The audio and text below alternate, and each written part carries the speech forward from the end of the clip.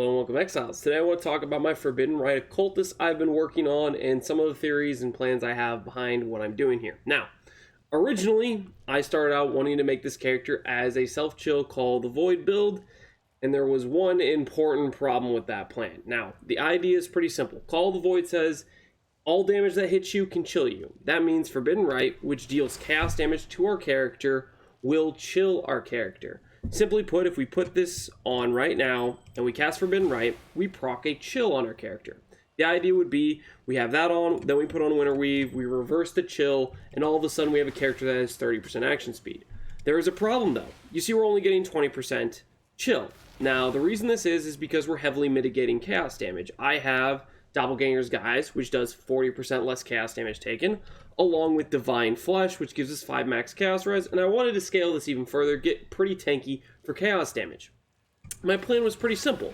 I was going to scale my chaos resistance, my chaos mitigation, but to scale the chill, I would simply get ailment effect. I wouldn't do it with unbound ailments. I would do it something with like a Redeemer's Boot mod, helmet implicit, stuff like that is what I would start looking into in terms of getting ailment effect.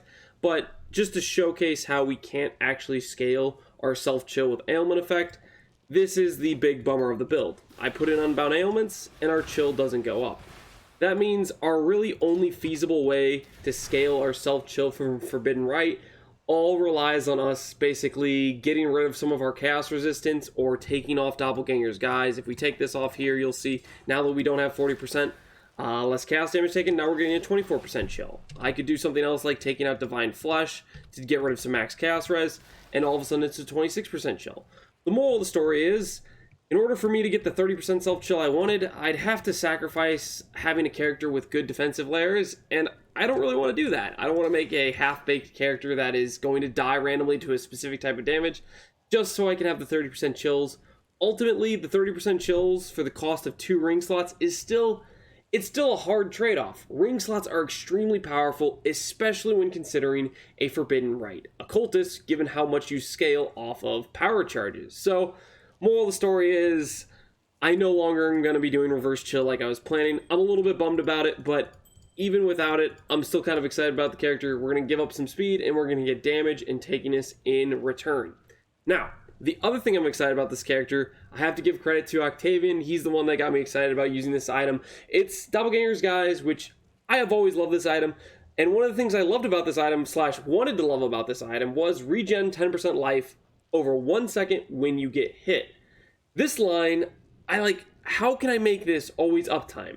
Because 10% regen is crazy amounts of regen, and I'd love to scale that, and that sounds fun.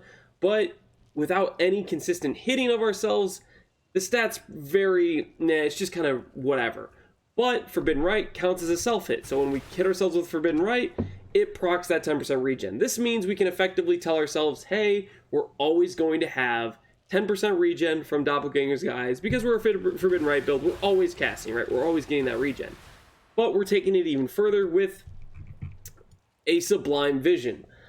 I think this jewel is really cool because it can roll a bunch of interesting special effects. Ultimately, the only one so far that's seen any like high usage has been Brittle and maybe Purity of Fire.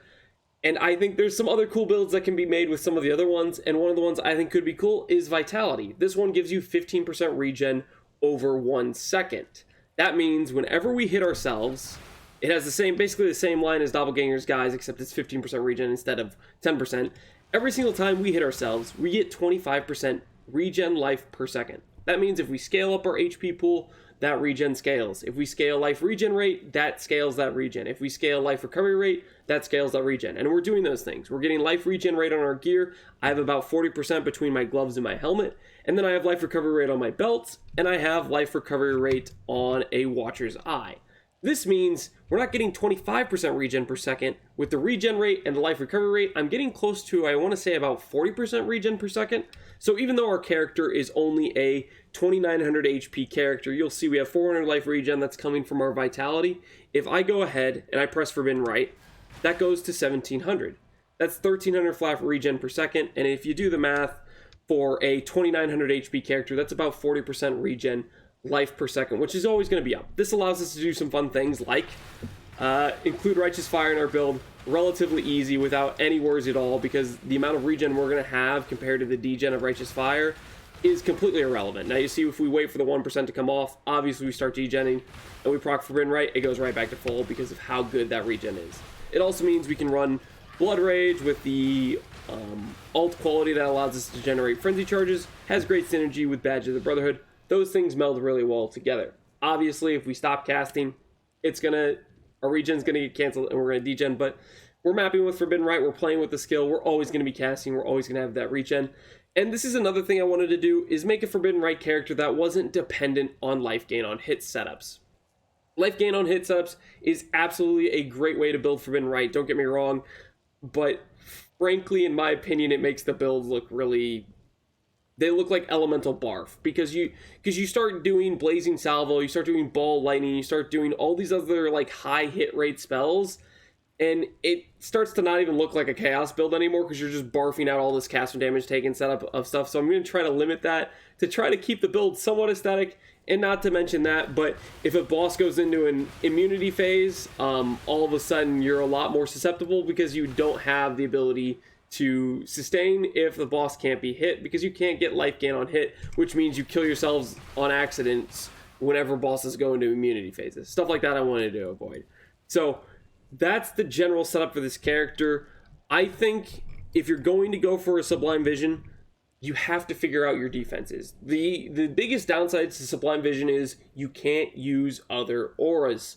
That pretty much is basically the same as saying you're going to have a really hard time to get defenses. That's how I read this line, because auras are the biggest defensive layers you can get in this game. Purities, Determination, Grace, Defiance Banner, the most important defensive layers possible in the game are all really, they're hidden behind auras.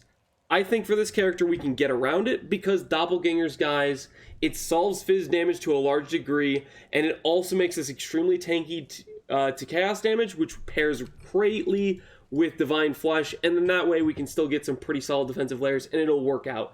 But that's something you have to work around, and that's the hard limiting factor, in my opinion, for things like Sublime Vision, because you have to figure out your defensive layers, and if you can't solve those, you're going to be dead in the water. It works for something like Hatred Brittle, because you're doing a Ward Loop build, you do so much damage, you kill the enemy before it kills you, or you're just 6 Portal gaming, and that's fine, because you can still bum rush DPS bosses down, and it works out. But I personally like to build characters that will still be tanky, so it's an interesting puzzle to solve in terms of making a Jewel or Sublime Vision Jewel work defensively, because it's hard to get defenses without auras. That's the main thing I'm saying. This character is level 68. I literally just finished the campaign, and I'm started to like craft some rare gear. I haven't finished my ring. I wanted to do a +1 power charge ring, and it's clearly not done. And then obviously I haven't made a second ring, and I made some boots, but I can't even equip them yet. This character is definitely a work in progress, but I'll update you guys as I go with it. I'm excited for the potential of this character. I think it could be really strong, and I'm excited to see where we can take it. Anyways, that's the video as always. Thanks for watching, Exiles. Take care.